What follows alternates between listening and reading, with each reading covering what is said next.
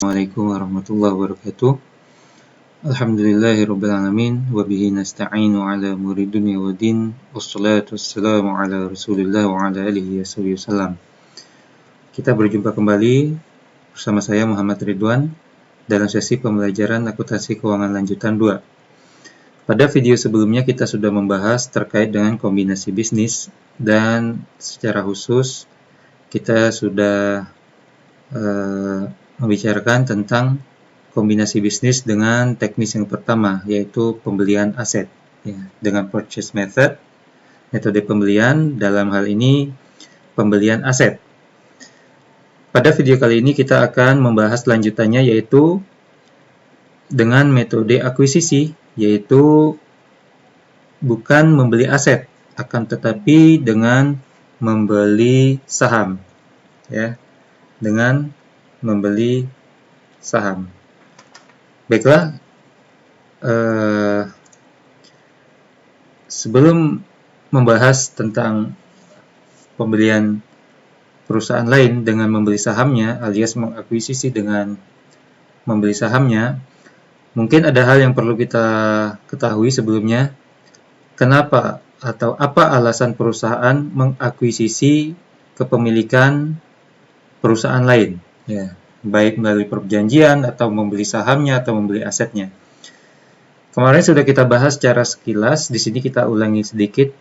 Banyak alasan, banyak motivasi kenapa perusahaan itu dia mengakuisisi, mencaplok perusahaan lain. Misalkan, pertama, bisa karena dia ingin mendapatkan kendali, kontrol atas perusahaan tersebut. Jadi, dia butuh untuk mengendalikan perusahaan A, maka caranya diakuisisi dengan membeli sahamnya misalnya. Atau mungkin dia hendak memasuki suatu pasar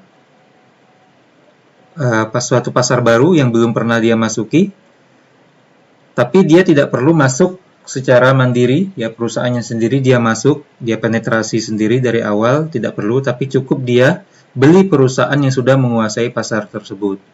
Jadi dia belilah suatu perusahaan yang memang sudah punya atau sudah menguasai suatu pasaran yang belum pernah dia masuki sebenarnya, maka cukup dia beli perusahaan tersebut. Sehingga dengan itu berarti perusahaan tersebut menjadi milik dia dan dia juga mendapatkan keuntungan, yaitu memasuki pasar melalui perusahaan yang sudah menguasai pasar yang dia beli.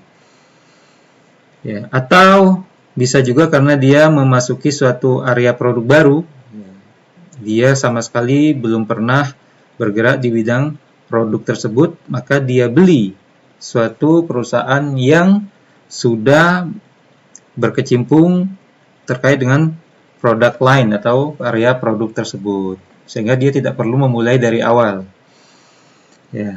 Semuanya pasti ujung-ujungnya memang untuk mencari laba, profit.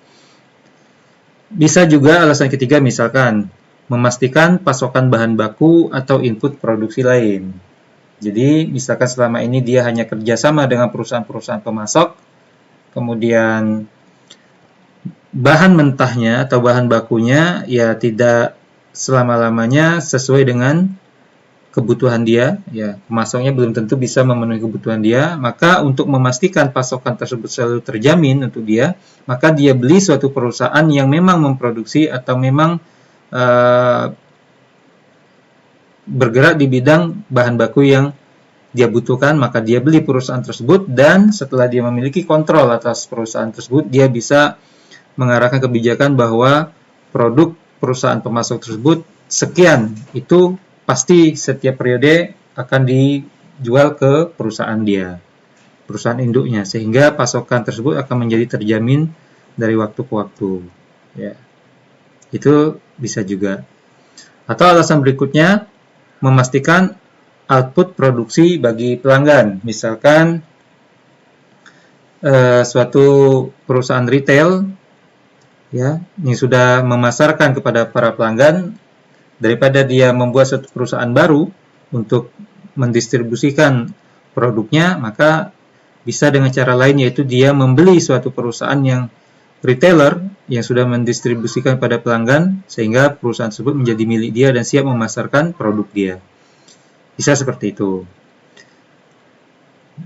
hal lain, ya, motivasi lain misalkan ia mendapatkan keuntungan ekonomis, ya, finansial dari ukuran perusahaan yang lebih besar. Bisa karena kebijakan, bisa karena ya suatu perusahaan besar biasanya ya elit dipandang bonafit oleh konsumen sehingga ya mungkin lebih banyak mendapatkan keuntungan lah dibanding perusahaan-perusahaan yang kecil yang tidak begitu dikenal. Kemudian bisa karena diversifikasi, dia ingin menambah variasi dari produk dia atau area pemasaran dia atau bidang produksi dia, industri dia dan sebagainya. Bisa juga untuk mendapatkan teknologi baru, ya. Dia sengaja membeli suatu perusahaan dan perusahaan tersebut sudah memiliki suatu teknologi baru yang dia belum pakai. Bisa juga untuk mengurangi kompetisi. Misalkan perusahaan A saingannya perusahaan B, ya. Maka untuk mengurangi persaingan, perusahaan A membeli perusahaan B yang merupakan saingan dia. Ketika perusahaan B sudah menjadi milik perusahaan A, maka dia menjadi satu perusahaan, ya, diakuisisi. Jadi bukan saingan lagi, tapi satu perusahaan. Bisa juga dengan alasan membatasi risiko tertentu. Apabila mereka berhasil mengakuisisi perusahaan, maka ada risiko-risiko tertentu yang bisa dibatasi. Macam-macam ya alasannya. Jadi silakan membaca berbagai macam motivasi kenapa akuisisi dilakukan oleh satu perusahaan pada perusahaan lain. Oke, nah sekarang yang kita bahas adalah akuntansinya. Karena kita bicara akuntansi, maka kita lebih fokus pada akuntansinya. Terkait dengan akuntansi kita bicarakan, maka yang kita bicarakan sekarang adalah investasi terkait dengan saham biasa. Ada beberapa istilah yang perlu kalian familiar dulu sebelum membahas ini, yaitu istilah investor. Investor adalah pihak perusahaan yang membeli saham perusahaan lain. Jadi dia membeli saham pada perusahaan lain, maka dia disebut investor. Sebaliknya, perusahaan yang dibeli sahamnya, perusahaan yang dibeli oleh investor itu sahamnya, maka dia disebut investee. Jadi nanti saya akan lebih sering menggunakan istilah investor dan investee. Jadi kalian jangan sampai kebolak-balik memahaminya. Nah, kemudian ada beberapa metode akuntansi dalam mencatat investasi terkait dengan saham biasa ini. Ya, saya lebih baik langsung ke gambarnya, lebih mudah. Nah, ini dia gambarannya. Kira-kira seperti ini. Misalkan suatu perusahaan investor, dia membeli suatu saham perusahaan investasi, ya,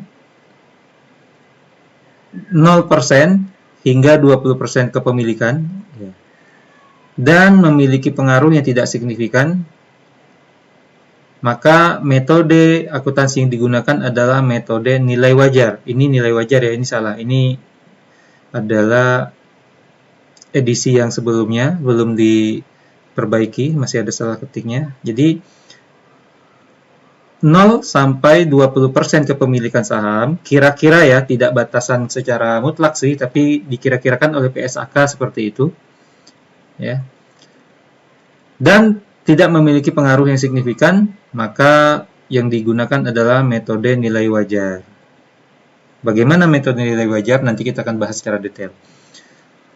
Kedua, misalkan dia memiliki kepemilikan saham antara 20% sampai 50%, maka dan dia juga memiliki pengaruh signifikan, maka yang dia pakai adalah metode ekuitas. Nih, ekuitas. Saya udah koreksi di bawahnya, ekuitas. Batasan 20% ini tidak mutlak. Intinya sebenarnya bukan 20%, ini kira-kira saja. Cut off-nya cuma dikira-kira oleh PSAK. Ya. Tapi intinya sebenarnya adalah pengaruh. Misalkan dia cuma punya 18% di sini, misalkan 18%, tapi memiliki pengaruh signifikan, maka dia pakai metode ekuitas. Jadi yang jadi pengaruh, jadi intinya yang jadi penentu adalah pengaruhnya. Walaupun dia punya 22% misalkan kepemilikan, tapi tidak memiliki pengaruh yang signifikan, maka dia harus pakai nilai wajar, metode nilai wajar. Adapun di atas 50%, maka ini sudah konsolidasi, ya. Statusnya sudah pengendali. Jadi controller, dia punya kontrol.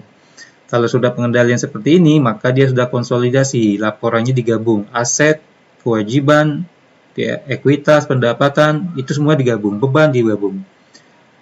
Metodenya mana yang bisa dipakai? Bisa metode nilai wajar, bisa metode ekuitas. Yang penting, yang perlu dieliminasi antar perusahaan induk dan anak, ya kepemilikan, pendapatan, sebagainya tetap dieliminasi. Jangan lupa. Ya. Bagaimana teknisnya nanti? Nanti kita akan contohkan. Nah, jadi ini skema ini harus kalian pahami. Ya, kapan dia pakai metode nilai wajar? Yaitu antara 0 sampai 20% dan tidak memiliki pengaruh signifikan, itu yang penting. Kapan dia pakai metode ekuitas? Kalau dia memiliki kepemilikan antara 20% sampai 50% dan memiliki pengaruh signifikan.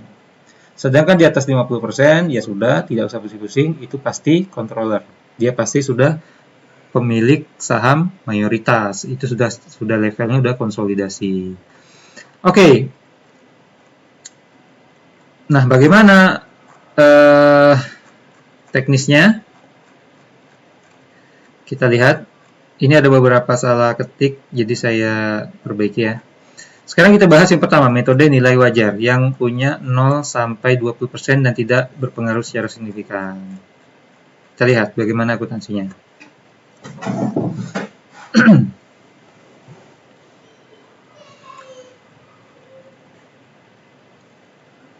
Nah, ketika suatu perusahaan punya investasi modal saham biasa pada perusahaan lain, dan dia tidak memiliki pengaruh, ya suaranya juga tidak begitu berpengaruh di tempat investasi dia investi, maka tidak perlu ada konsolidasi laporan keuangan.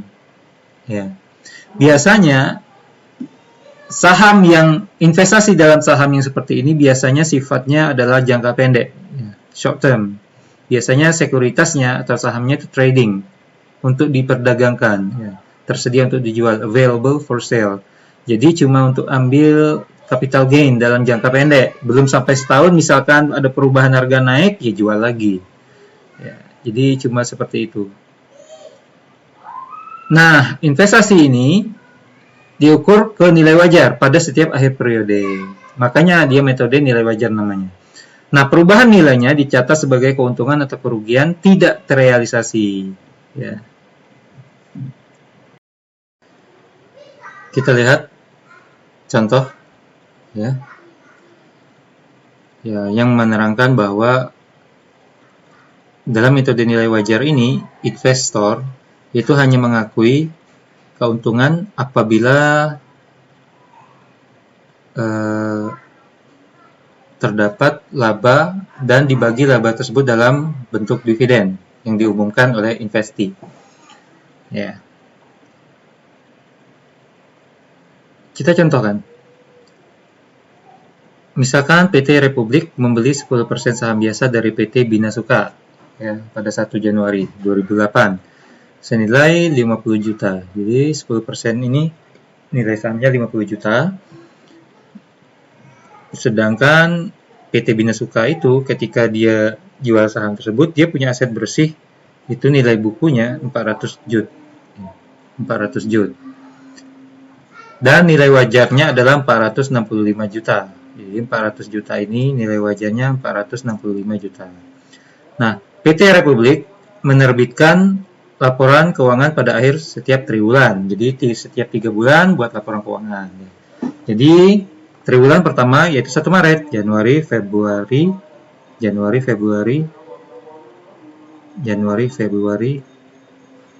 Maret. Kayaknya ada yang salah nih, tapi ya udahlah. Seharusnya bukan 1 Maret, tapi 31 Maret. Oke, kita terus saja. Misalkan 1 Maret 2008 PT Republik menerima dividen tunai 1.500.000 dari PT Bina Sukha. Ya. Oh, bisa saja ini 1 Maret karena ini bukan laporan keuangan tapi pemberian dividen. Oke lah. Nah, PT Republik menentukan nilai wajar investasinya itu adalah bukan 50 juta lagi tapi 57 juta. Maka untuk periode triwulan pertama, PT Republik akan lakukan jurnal terkait dengan investasi dia. Pertama, pada tanggal 1 Januari ketika dia beli, misalnya gitu ya. Ketika dia beli, maka jurnalnya adalah investasi di PT Bina Sukha 50 juta. Pada kasnya kredit 50 juta. Ya. Sekarang ini investasi pada saham biasa di PT Bina Sukha kalau mau lengkapnya ya, seperti itu. Kita perbesar sedikit. Nah, investasi dalam bentuk saham biasa di PT Bina Sukha 50 juta, kreditnya kas 50 juta. Ini ketika beli. Kemudian pada tanggal 1 Maret 2008, PT Republik dapat dividen tunai 1.500.000 dari PT Bina Sukha. Selaku investor, maka jurnalnya seperti ini. Kas masuk 1.500.000. Oke, kas masuk 1.500.000. Kreditnya ya pendapatan dividen 1.500.000. Seperti biasa ya. Nah, pada setiap triwulan bikin laporan keuangan, maka akan buat jurnal penyesuaian, biasanya seperti itu. Nah, terkait dengan kenaikan nilai wajar, maka kita akan buat jurnal penyesuaian terkait dengan nilai wajar tersebut. Nah, karena pada tanggal 1 Aprilnya, ini bukan 1 Maret, ini 31 Maret, Januari, Februari, Maret, kan gitu kan 3 bulan. Nah, pada 31 Maretnya, investasinya ditambah.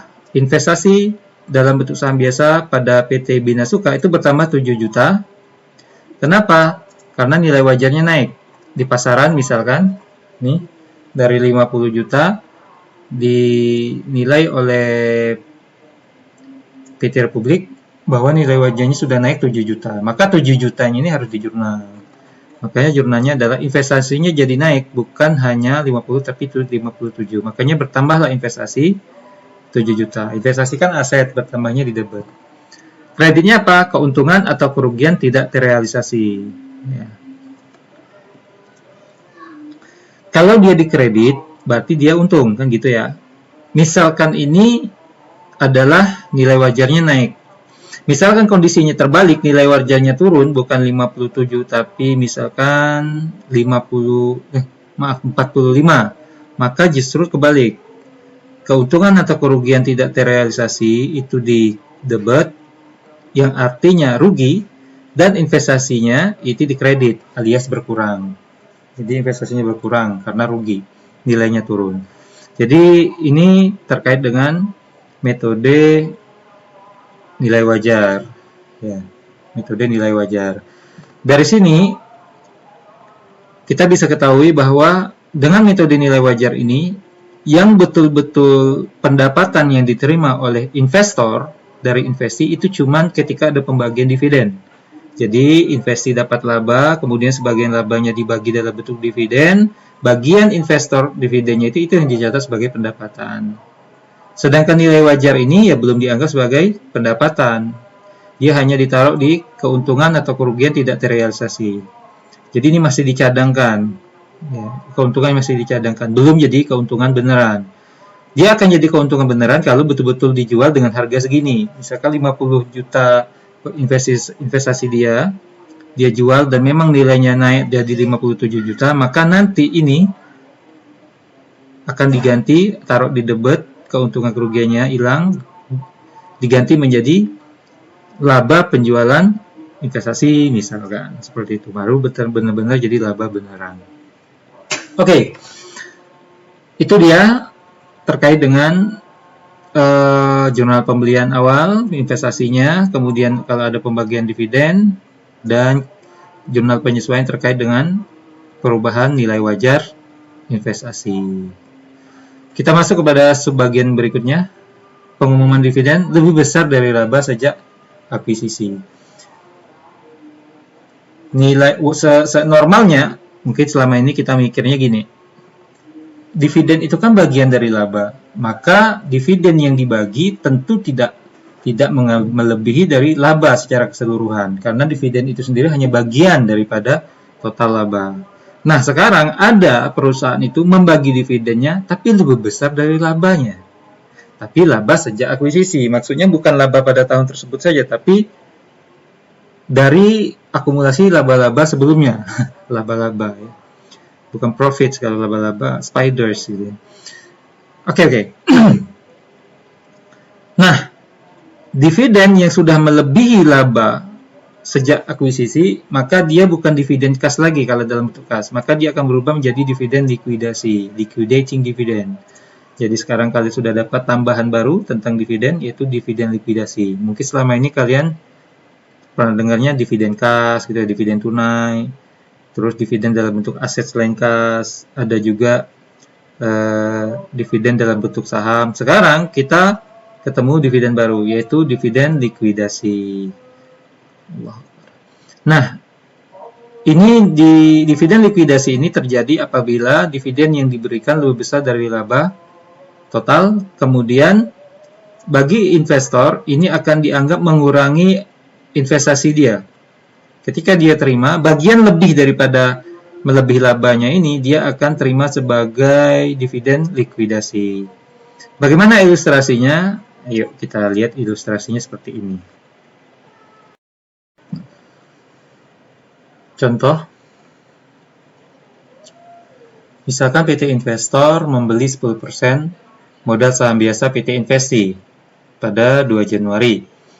Laba tahunan dan dividennya jumlahnya yang diakui tiap tahun ya berdasarkan metode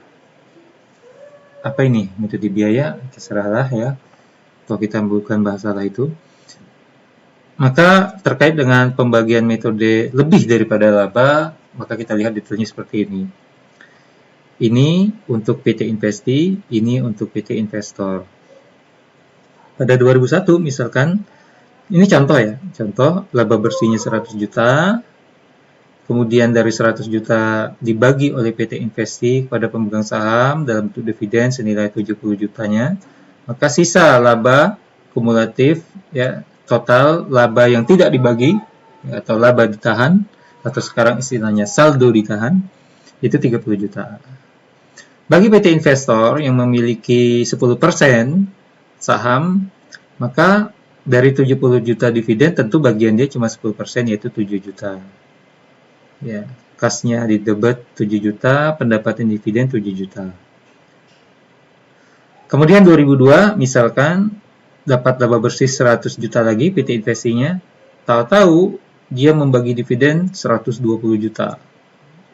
Ini kan contoh, bisa saja motivasinya kenapa melakukan itu untuk menarik pemegang, untuk menarik calon-calon pembeli saham ya, calon-calon para investor. Siapa tahu wah dividennya dikasih besar, aku mau beli saham di situ saja untuk menarik minat ya.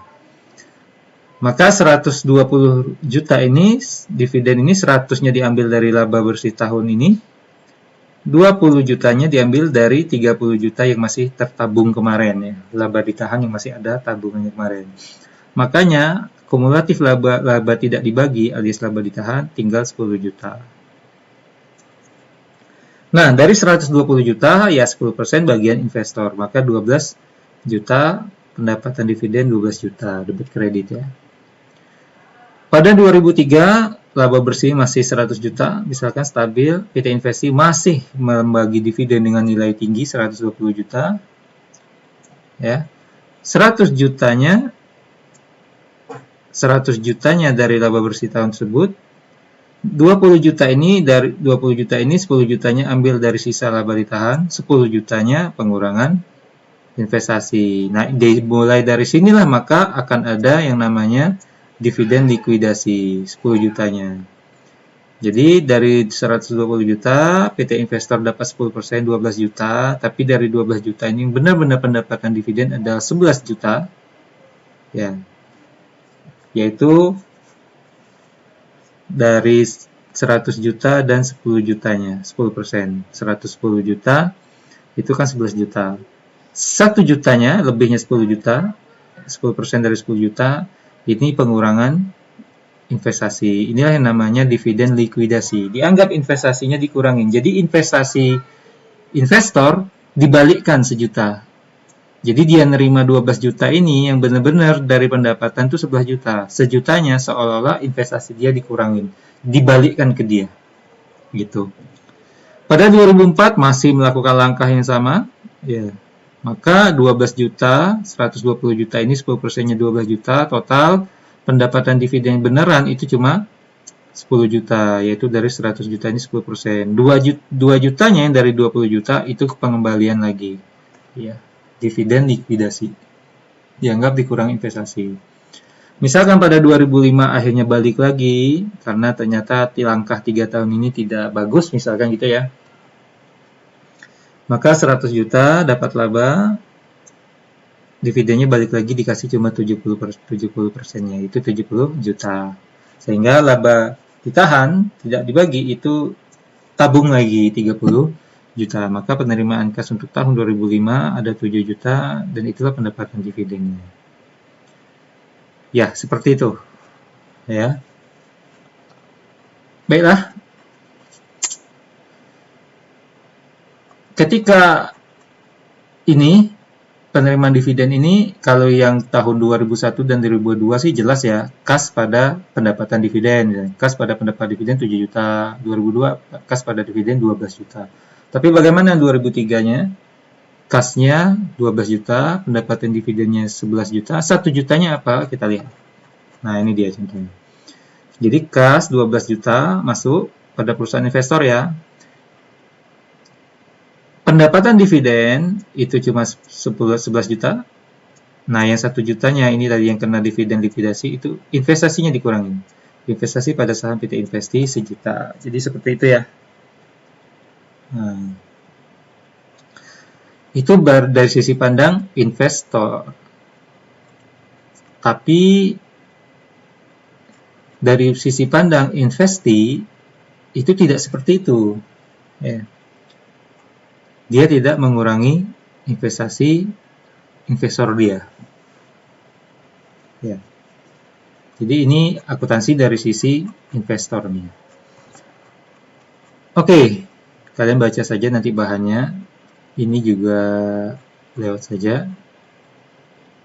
Kemudian perubahan jumlah saham dimiliki itu juga tidak begitu suatu hal yang signifikan. Yang jelas misalkan terjadi pemecahan saham, stock split dan sebagainya, maka itu tidak mengubah jumlah saham yang dimiliki secara nominal, karena yang diubah cuma lembarnya. Ya, misalkan satu lembar saham 1 juta, kemudian dia pecah menjadi 2 lembar saham, tapi satu lembarnya menjadi 500.000, berarti kan tetap. Ya. Ini saya rasa kalian sudah pernah belajar di akuntansi keuangan intermediate, jadi saya tidak akan bahas di sini. Oke. Sekarang kita bahas metode yang berikutnya, metode ekuitas. Nah, metode ekuitas tadi sudah kita bahas, kita singgung bahwa metode akuntansi investasi dengan menggunakan metode ekuitas adalah ketika investasinya berkisar antara 20% sampai 50% dan memiliki pengaruh signifikan. Investornya memiliki pengaruh signifikan terhadap investasi. Kalau metode nilai wajar tadi, investor hanya mendapatkan pendapatan itu kalau dalam bentuk dividen, maka kalau metode ekuitas itu beda. Ya. Dia bukan mendapatkan pendapatan itu hanya ketika ada pengumuman dividen, tapi lebih dari itu. Ketika investi memiliki laba, maka berapa persentase kepemilikan investor, dia langsung mengakui laba tersebut sebesar persentase tersebut. Jadi misalkan investor memiliki 30% saham di investi. Ketika investi punya laba 100 juta, maka investor langsung akui 30% dari laba 100 juta itu punya aku. Ya, punya dia. Sehingga 30 jutanya langsung diakui sebagai pendapatan dia. Nah, bagaimana teknisnya? Kita akan bahas nanti pada contoh. Oke.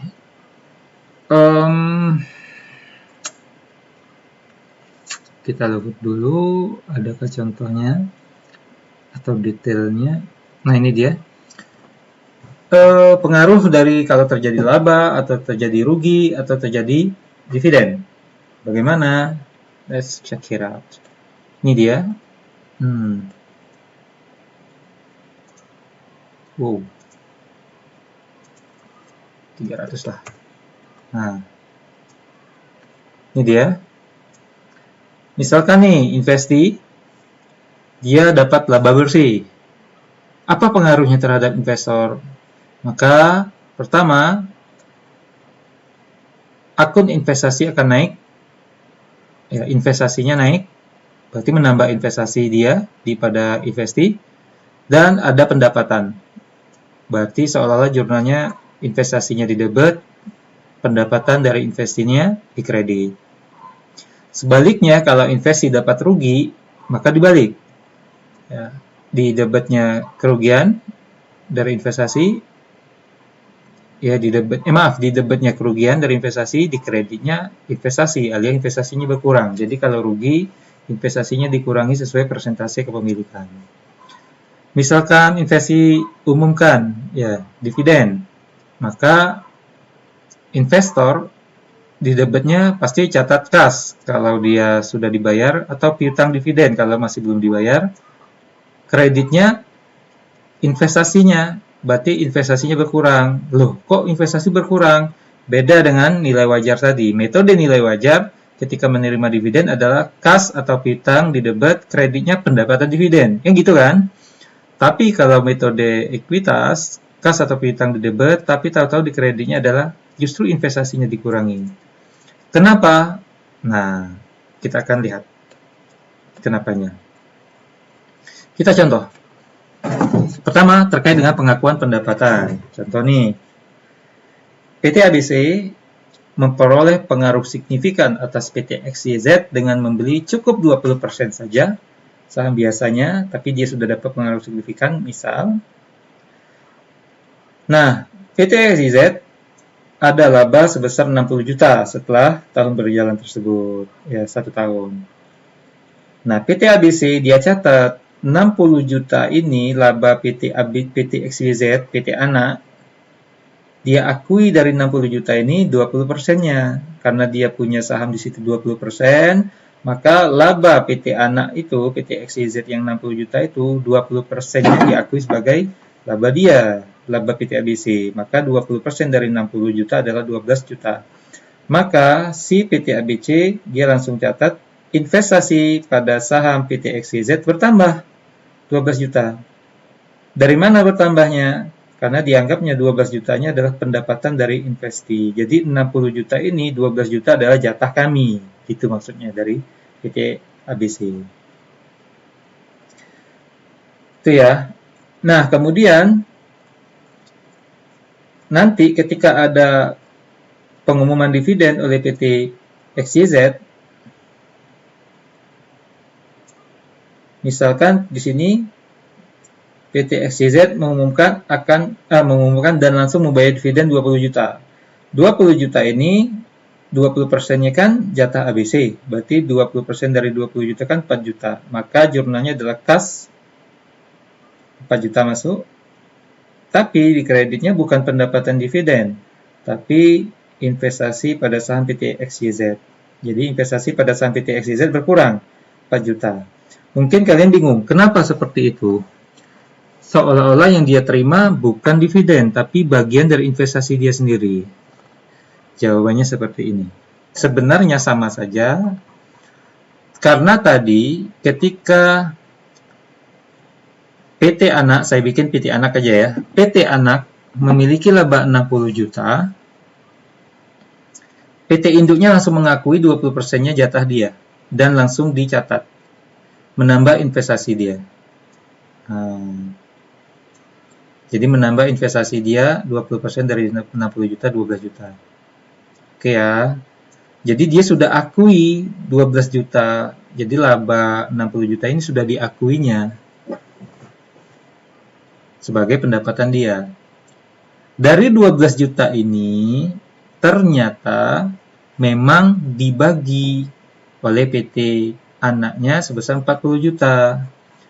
40 juta, 4 juta. Sehingga 4 juta yang ini nih, di kredit ini, investasi ini, 4 juta ini adalah bagian dari 12 juta tadi. Jadi, dari 12 juta yang sudah diakui oleh PT Induk tadi, 4 jutanya dikasih.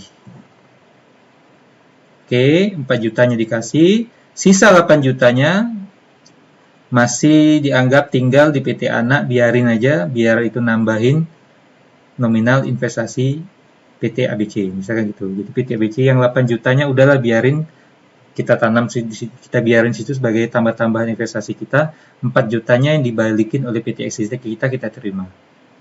Gitu. Jadi kenapa tidak dicatat sebagai dividen? Karena kalau yang dicatatnya ini kas pada pendapatan dividen, seolah-olah 12 juta yang tadi dia sudah akui sebagai pendapatan, tahu-tahu yang 4 juta ini adalah 4 juta lain di luar 12 juta. Duit lain lagi, bukan bagian dari 12 juta. Jadi seolah-olah dia dapatnya 12 juta dapat, 4 juta dapat. Jadi 16 juta. Padahal kan bukan.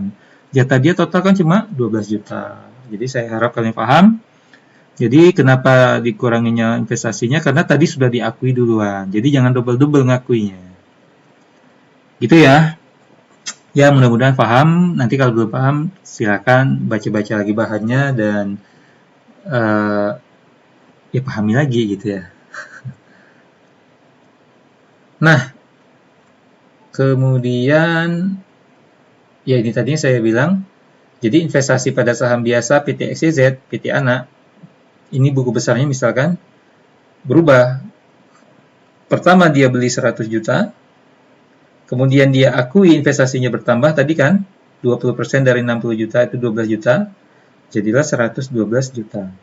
Tahu-tahu nanti dividen dikasih, maka 20 jutanya dikali 20%, cuman jatah dia 4 juta. Sehingga 100 juta tambah 12 juta, 112 juta, dikurang 4 juta, 108. Maka saldo akhir investasi pada saham biasa di PT XYZ adalah 108. Seperti itu. Ini buku besarnya. Contohnya ini bukan neraca ya, ini buku besar. Oke, itu yang paling penting menurut saya. Kemudian akuisisi pada tanggal interim ini harus diingat. Tanggal interim ini maksudnya bukan di awal, bukan di akhir. Jadi di tengah-tengah. Bukan di 1 Januari gitu ya. Tapi mungkin di tanggal April gitu ya. Maret atau Agustus. Maka ingat laba yang diakui oleh investor, misalkan dia baru beli di tengah-tengah tahun, tahu-tahu nanti laba yang diumumkan kan pada 31 Desember. Dia harus hitung jatah persentase laba dia itu dimulai dari waktu dia beli, jangan dari awal Januari. Misalkan dia belinya di sini contohnya, kita lihat contohnya.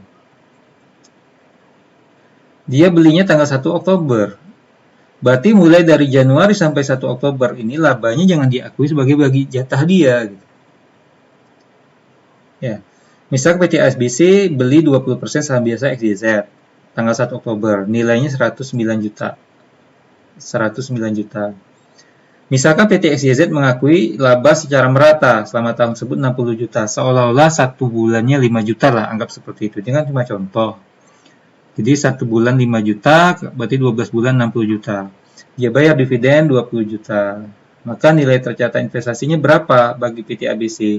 Jadi PT ABC jangan akui 20% dari total 60 juta. Dia harus akui sebenarnya mulai dari 1 Oktober. Berarti kalau 1 Oktober, November, Desember itu seperempat ya. Berarti seperempat dari 60 juta. 15 juta, nah 15 jutanya itu dia harus akui jatah dia cuma 20% dari 15 jutanya, bukan 60 juta. Karena 60 juta ini untuk 12 bulan dari Januari, sedangkan dia beli cuma 1 Oktober, berarti 3 bulan. Alias seperempat tahun. Maka seperempat dari 60 juta ini yang boleh diakui, yaitu 15 juta. Nah, 15 juta adalah laba bulan Oktober, November, Desember. Nah, dia akui jatah dia 20% saja. 20% dari 15 juta itu 3 juta. Gitu. Ya. Ya sudah. Jadi biaya dia beli pertama 109 juta, kemudian dia dapat laba, bagian dia cuma 3 juta. Gitu. Misalkan dividen dibagi, ya seperti biasa, karena dividennya yang dibagi berapa sih? 20 juta ya, sesuai dengan soal. Dividen 20 juta, ya sudah, jatah dia kan 20% dari total dividen. Dividen adalah hak pemegang saham terakhir yang pegang sahamnya. Jadi walaupun kita cuma belinya dari mulai 1 Oktober, tapi ya karena kita pada tanggal 31 Desember kita yang pegang, maka jatah seluruh dividen jatah kita 20% itu adalah milik kita. Sehingga 20% kali 20 juta, ya 4 juta. Sehingga investasi 109 tambah 3 itu 112 kurang 4 ya 108. Ini contohnya. Oke lah. Jadi di sini sudah jelas perbedaan antara metode nilai wajar dan metode ekuitas secara sekilas ya. Jadi kalau metode nilai wajar itu ketika investasi ada pendapatan laba, kita tidak akui langsung persentase labanya itu menjadi milik kita selaku investor ya. Tapi kalau dia udah umumkan dividen, barulah kita akui sebagai dividen, pendapatan dividen. Dan nanti pada akhir periode kalau ada perubahan nilai wajar investasi kita di pasaran, maka kita akui sebagai penambahan investasi kita, tapi akun lawannya adalah pendapatan atau kerugian yang belum terrealisasi, karena kan kita belum jual. Berbeda dengan metode ekuitas, ketika investasi dapat laba, kita akui laba tersebut sebagai pendapatan kita selaku investor sebesar sekian persen jatah kita. Nanti ketika dibagi dividen, kurangin nilai investasi kita, karena dividen yang dikasihnya adalah pengembalian dari investasi yang sudah kita akui tadi barusan sebagai pendapatan kita. Oke lah, untuk pertemuan kali ini saya rasa cukup. Ini udah kepanjangan, saya rasa kalian udah ngantuk dan puyeng. Mudah-mudahan kalian paham materi ini. Ya, kalau belum paham baca lagi bahannya ya. Kita cukupkan sampai di sini. Wassalamualaikum warahmatullahi wabarakatuh. Subhanakallahumma bihamdika asyhadu an la ilaha illa anta astaghfiruka wa atubu ilaik. Assalamualaikum warahmatullahi wabarakatuh.